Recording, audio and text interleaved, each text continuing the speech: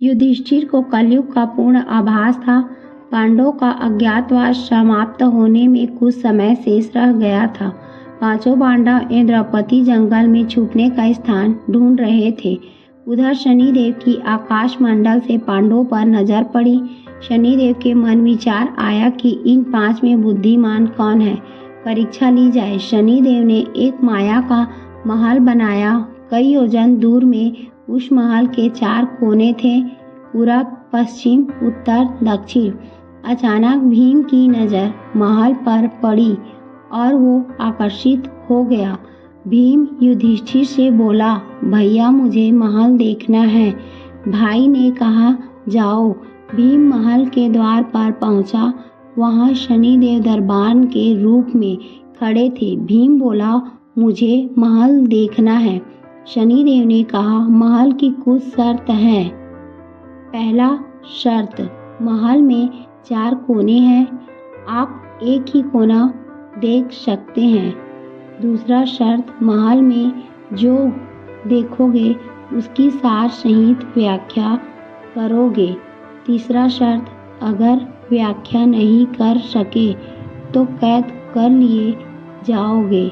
भीम ने कहा, मैं स्वीकार करता हूँ, ऐसा ही होगा। और वह महल के पूर्व छोर की ओर गया। वहां जाकर उसने अद्भुत पशु पक्षी और फूलों एवं फलों से लदे वृक्षों का नज़ारा देखा। आगे जाकर देखता है कि 3 कुएं हैं, अगल बगल में छोटे कुएं और बीच में एक बड़ा कुआं। बीच वाला बड़े कुएं में पानी का उफान आता है और दोनों छोटे खाली कुओं को पानी से भर देता है। फिर कुछ देर बाद दोनों छोटे कुओं में उफान आता है तो खाली पड़े बड़े कुएं का पानी आधा रह जाता है। इस क्रिया को भीम कई बार देखता है पर समझ नहीं पाता और लौटकर दरबान के पास आता है। दरबान, क्या देखा आपने? भीम, महाशय, मैंने पेड़ पौधे पशु पक्षी देखा, वो मैंने पहले कभी नहीं देखा था, जो अजीब थे। एक बात समझ में नहीं आई, छोटे कुएं पानी से भर जाते हैं, बड़ा क्यों नहीं भर पाता, ये समझ में नहीं आया। दरबान बोला, आप शर्त के अनुसार बंदी हो गए हैं और बंदी घर में बैठा दिया।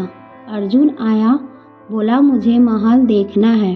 दरबान ने शर्त बता दी और अर्जुन पश्चिम वाले छोर की तरफ चला गया। आगे जाकर अर्जुन क्या देखता है, एक खेत में 2 फसल उग रही थी। एक तरफ बाजरे की फसल, दूसरी तरफ मक्का की फसल। बाजरे के पौधे से मक्का निकल रहा था, मक्का के पौधे से बाजरी निकल रही। अजीब लगा, कुछ समय समझ नहीं आया। वापिस द्वार पर आ गया। दरबान ने पूछा, क्या देखा?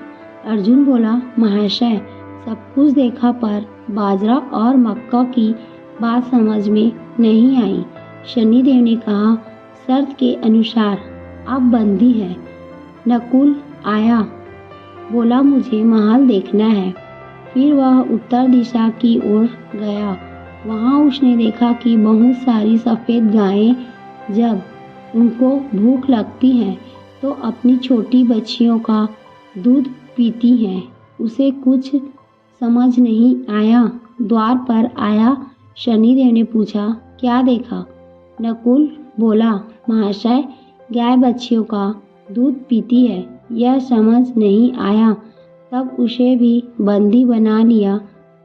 सहदेव आया, बोला, मुझे महल देखना है, और वह दक्षिण दिशा की ओर गया।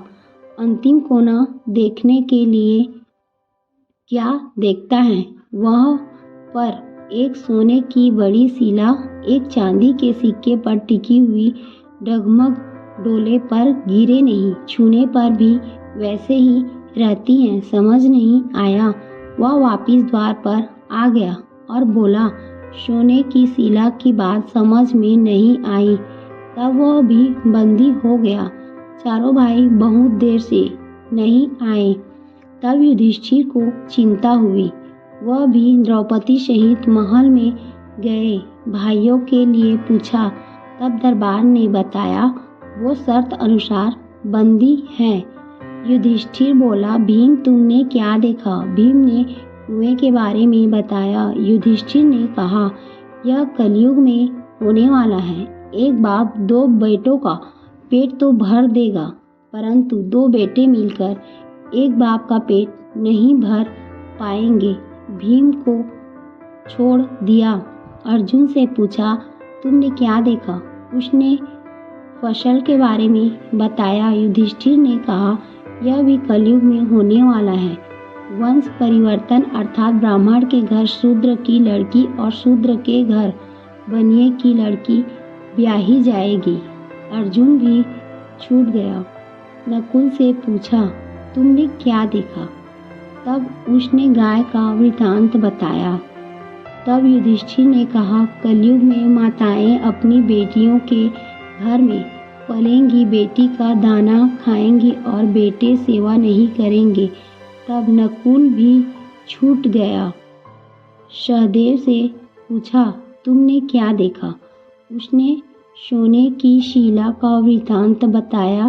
तब युधिष्ठिर बोले, कलयुग में पाप धर्म को दबाता रहेगा, परंतु धर्म फिर भी जिंदा रहेगा, खत्म नहीं होगा।